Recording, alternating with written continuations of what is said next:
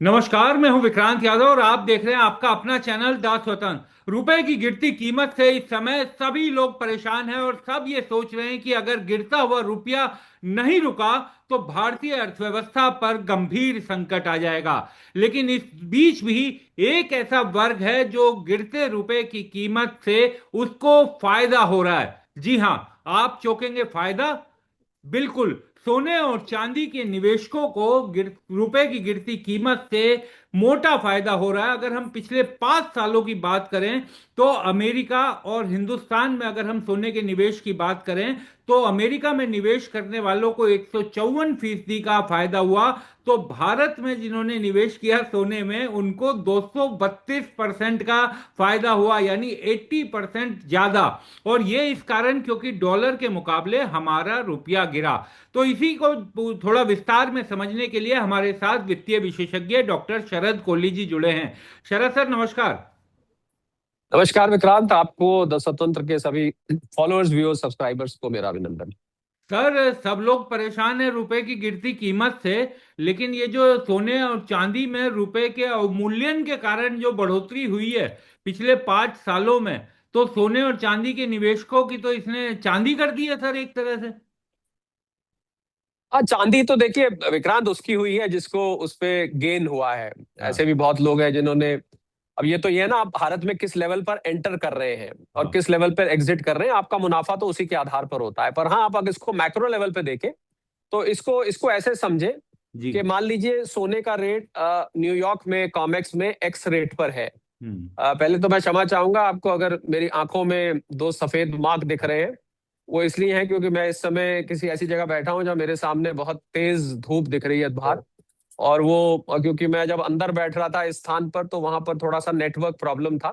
जी। इस वजह से मैं क्षमा चाहूंगा अगर मेरी आंखों में आपको कुछ भूतिया सी वृत्ति आ रही हो तो क्षमा चाहूंगा उसके लिए। ठीक। तो जी। जब आपने अमेरिका में जो रेट होता है, हाँ। तो अमेरिका से जब रेट भारत में आता है, हम्म। तो इसमें समझने वाली बात विक्रांत क्या है कि जब भारत में एक दफे सोना आ गया हाँ।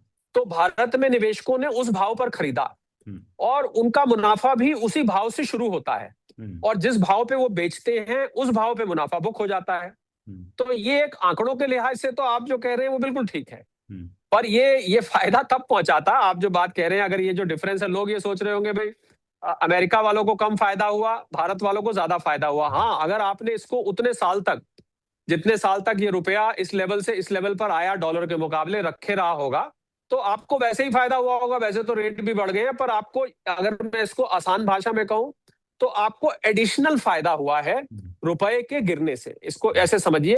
ठीक उसी प्रकार जिस प्रकार हाल में अभी इंपोर्ट ड्यूटी जब लगी, हाँ। तो इंपोर्ट ड्यूटी लगने से सडनली 8-9 हजार का आपको एक विंडफॉल गेन हो गया। हम्म। यानी कि आपके पास जो सोना पड़ा था बिना अंतरराष्ट्रीय कीमतों के बढ़े हुए, आपको भारतीय बाजार की कीमतों में बढ़ोतरी होने की वजह से आपको वो विंडफॉल, उसको हम विंडफॉल गेन कहते हैं, जो कि अंतरराष्ट्रीय बाजार में सोने चांदी के रेट बढ़ने की वजह से नहीं हुआ, हाँ। इंपोर्ट ड्यूटी की वजह से महंगा।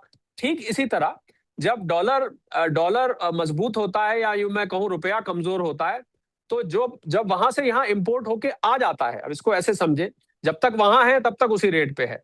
जैसे ही यहाँ इंपोर्ट होके आया और आपने किस पॉइंट पे एंट्री करी, तो हम्म। आपका मुनाफा उस पे से शुरू होता है। पर हाँ, एक आंकड़ों के लिहाज से, एक मैक्रो लेवल, जैसा मैंने कहा, इस लिहाज पे समझने के लिए आपकी बात बिल्कुल ठीक है। अमेरिका में उतना प्रॉफिट, क्योंकि भारत में वो जो 100 150%, 160% के वहां पर वृद्धि हुई, वो तो हुई। हम्म। उसके अलावा जो बाकी की वृद्धि थी, हम्म। वो सारी की सारी वृद्धि रुपया कमजोर होने की वजह से हुई। परंतु अब लोग, क्या होगा, आपकी बात सुन के लोग कैलकुलेटर निकाल के बैठ हाँ। जाएंगे हाँ। कि भाई देखिए मेरा प्रॉफिट कितना हुआ, मेरा प्रॉफिट तो उतना ही हुआ। तो ये इसीलिए मैंने शुरू में ही आपको स्पष्ट किया कि आपने किस लेवल पे खरीदा, हाँ। आपकी परचेज प्राइस वो है। अब अमेरिका में कुछ भी रेट हो, इससे हम्म। मतलब नहीं है। हम्म। फिर आपने जिस प्राइस पे बेचा, तो हाँ। आपकी तो सेल माइनस परचेज ही प्रॉफिट कहलाएगा। बिल्कुल। तो एक एक एक जानकारी के हिसाब से, नॉलेज के हिसाब से जो बात आप कह रहे हैं वो बिल्कुल ठीक है।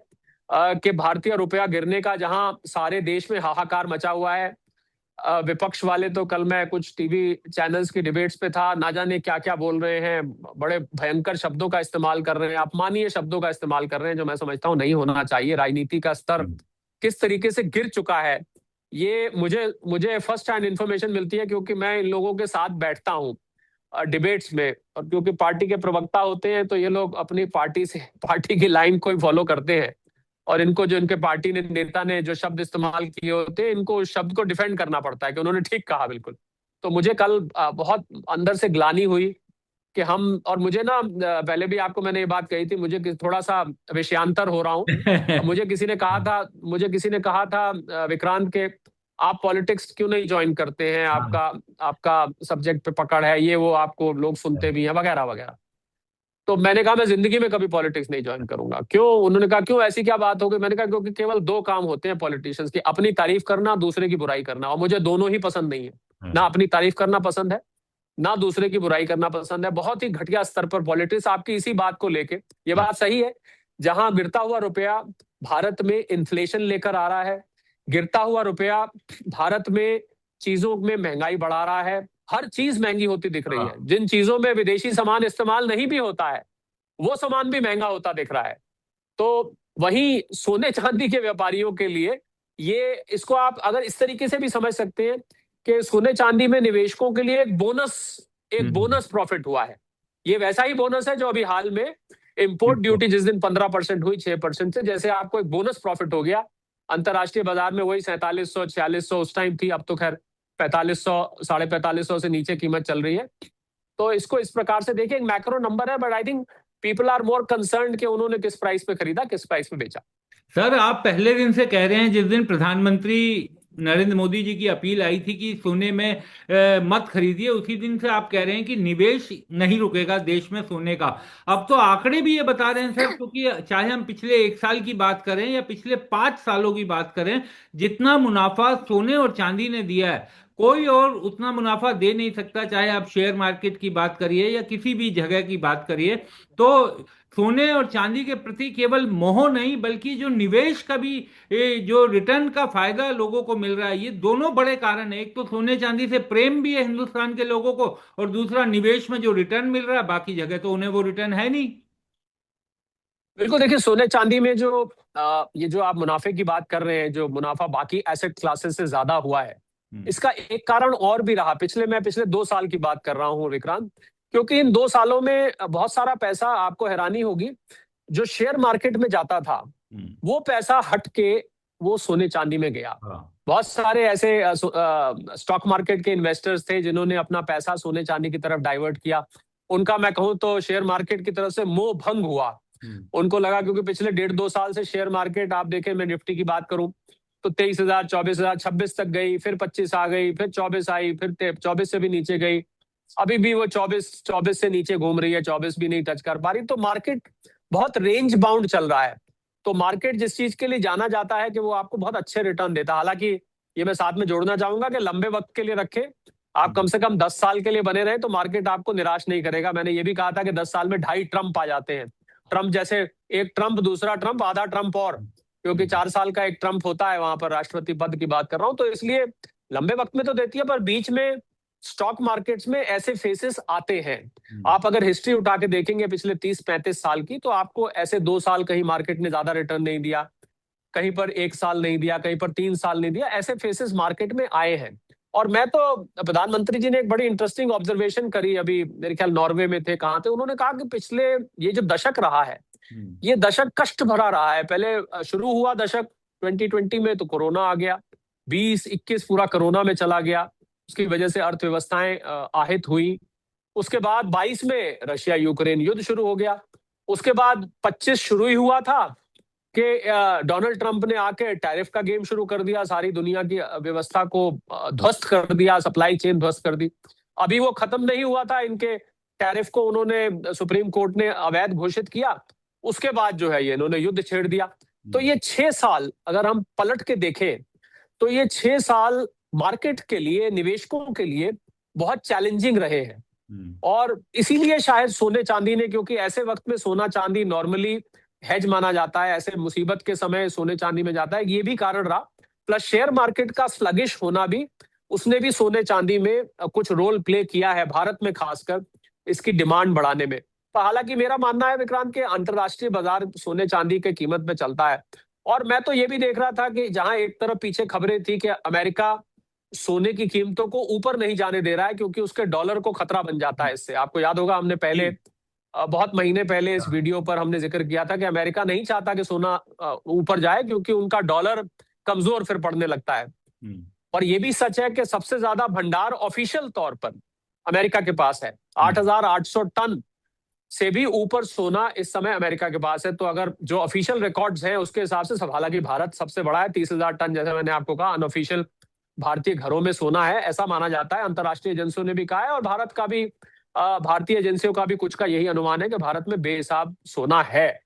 और मैंने और मेरी टीम ने, विक्रांत, एक बहुत इंटरेस्टिंग, आपको शायद मैंने जिक्र किया था, हमने गोल्ड डिपॉजिटरी हाँ। बैंक का यहाँ पर जिक्र किया है कि एक बैंक या गोल्ड डिपॉजिटरी बनाई दी जानी चाहिए, एमनेस्टी स्कीम निकालनी चाहिए, लोग आके सोना जमा कर दें और उनका सोना वाला है उसके बदले में उनको एक पासबुक मिल जाए कि उन्होंने क्या क्या जमा किया है, आज की कीमत पे कीमत लिख दी जाए। और उसके बाद जब वो निकाले तो बढ़ी हुई कीमत से वो अपना वही सामान भी निकाल सकते हैं, या कोई दूसरा सामान भी उसके बदले में निकाल सकते हैं, या उसके बदले में कैश भी निकाल सकते हैं। और इस पे 1% ब्याज भी दिया जाना चाहिए। ये मैंने सलाह दी है। मुझे लगता है अगर ऐसा हो जाता है और 30,000 में से, विक्रांत, 20,000 टन सोना भी उस बैंक में आ जाता है, आप सोचिए भारत के फॉरेक्स रिजर्व्स कहाँ जाके पहुंच जाएंगे। कितनी बड़ी ये रिवोल्यूशन आएगी अगर ऐसा हो जाता है। भारत दुनिया का सबसे बड़ा ऑफिशियल गोल्ड भंडार करने वाला बन जाएगा। तो coming back to your point, के शेयर मार्केट का कुछ हद तक रोल रहा है सोने चांदी के निवेश में।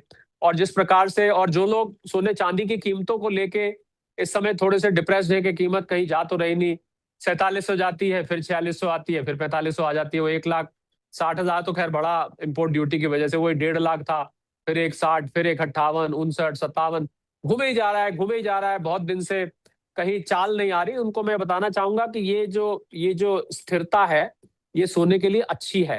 हाँ। इससे कंसोलिडेशन होता है, इससे बेस बनता है। और जब बेस बन जाता है तो ये भी बताता है कि बहुत सारे निवेशक इस लेवल से जुड़े हुए हैं, और वो यहां से आगे, उसकी जब तक कि कोई बहुत बड़ा इवेंट नहीं हो जाता, हम्म। तब तक वो बिकवाली करने में डर रहे हैं। हम्म। सट्टेबाज भी जो है 4500 से नीचे के दाव लगाने में डरते हैं। आप देखते 4490, हाँ। 4480 जाता है, वापस फिर 4500 पार कर जाता है। ये इस बात को जतला रहा है कि अमेरिका में जो सट्टा मार्केट है, कॉमेक्स जो है, उसमें वो लोग 4500 के नीचे के जैसे दाव लगाने में वो डर रहे हैं। उनको लग रहा है कि इससे कम इसकी कीमत नहीं है।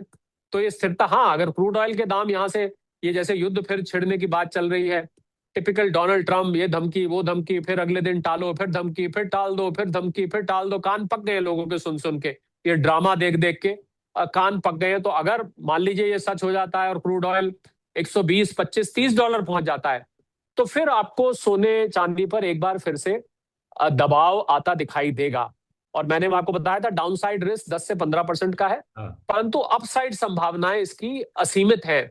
यहां से कहीं भी जा सकता है, डबल भी हो सकता है, यहाँ से $6,000 भी जा सकता है, $7,000 भी जा सकता है। और फिर मैं बता दूं आपके सभी फॉलोअर्स व्यूअर्स के लिए, आज 21 मई है, हाँ। और इस समय लगभग 1:45 का टाइम है, क्योंकि कीमतों की जब बात होती है तो डे एंड टाइम स्टैम्प जरूरी होती है जी। बिल्कुल। और अब तो हम कोशिश करते हैं सर कि जैसे ही रिकॉर्ड करें तुरंत बहुत जल्दी इसको डाल भी दें, पब्लिश कर दें, ताकि लोगों को तुरंत मिले। लेकिन पर अच्छा है उन्हें पर टाइम। पर विक्रांत, हाँ। समस्या फिर भी ये है ना, लोग आपको कहते टोक हैं। रहा हूँ, हाँ। समस्या ये है ना कि हाँ। डोनाल्ड ट्रंप है, जिसके दिमाग का 1 मिनट का नहीं पता होता है, अगले हाँ। मिनट क्या हो जाएगा। तो आप तो जब तक डालते हैं 2-3 घंटे तो लगते हाँ। होंगे ना। बिल्कुल। डोनाल्ड ट्रंप को तो 2-3 मिनट ही काफी है पलटी मारने के हाँ लिए। पूरी।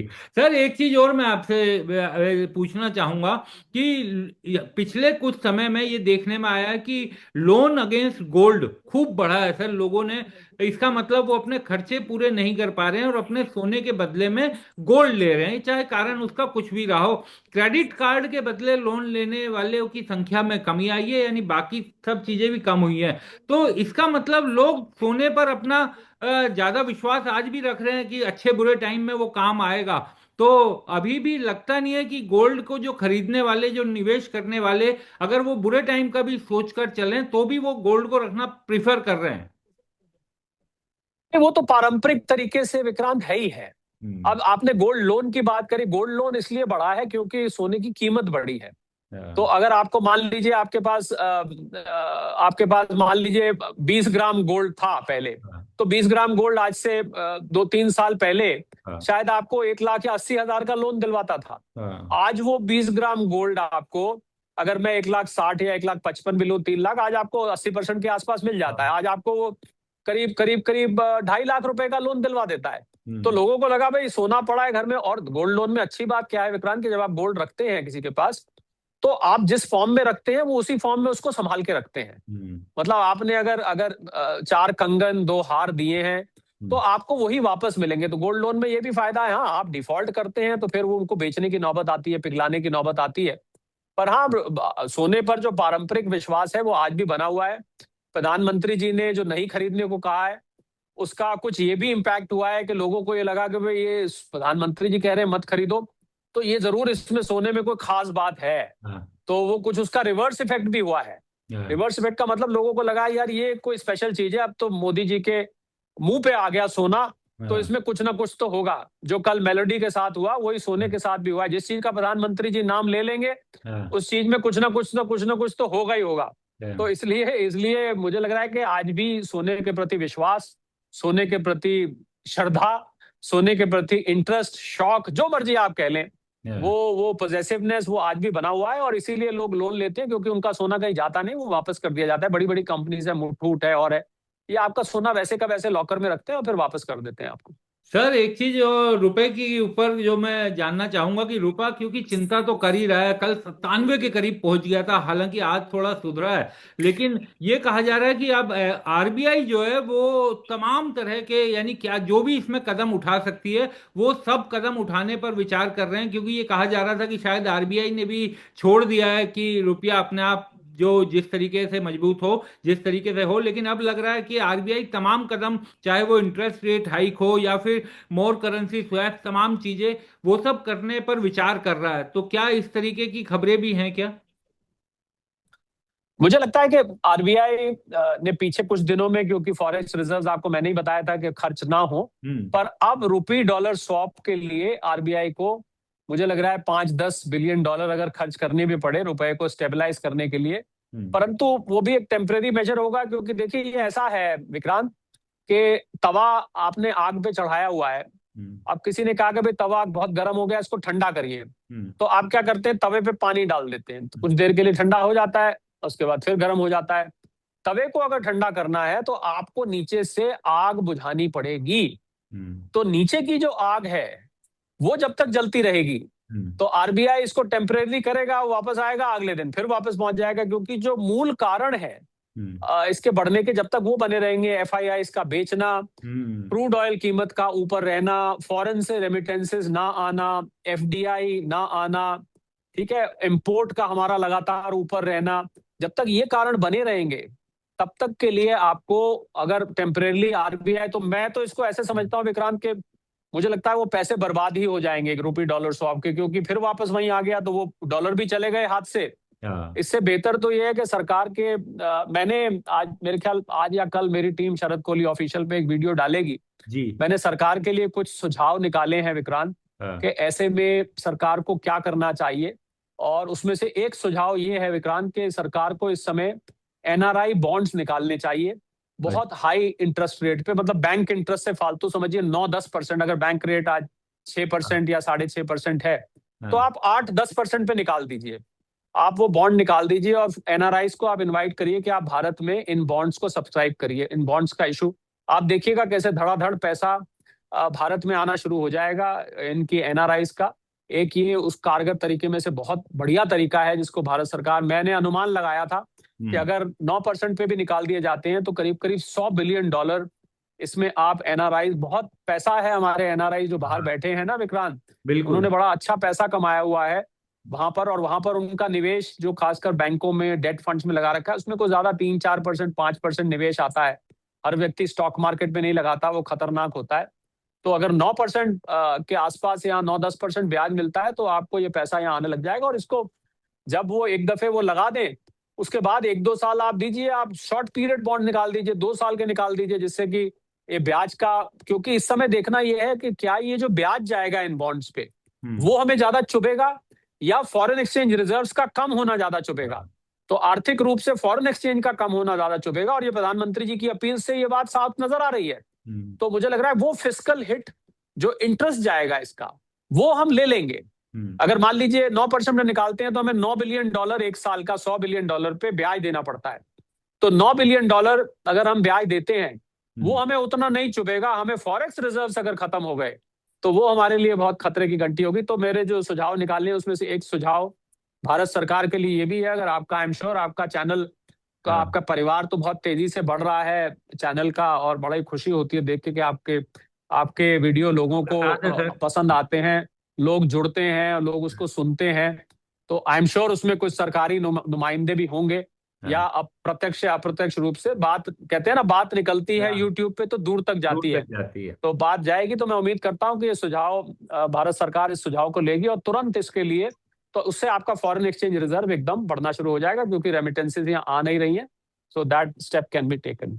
सर एक और सवाल मैं आपसे पूछना चाहूंगा, और क्योंकि सुरजीत भल्ला जी का आर्टिकल आया है, और सुरजीत भल्ला जाने माने अर्थशास्त्री के साथ साथ वो सरकार के समर्थक भी माने जाते थे, सरकार के साथ भी उन्होंने बड़ा काम किया है। तो उनका जो आर्टिकल छपा है सर, उसकी हेडलाइन है कि BJP is winning the elections but losing the economy. और सर उसमें उन्होंने अंदर लिखा है कि government response has been to apply banded instead of performing the surgery needed to make investment in India by Indians and foreigners alike more attractive।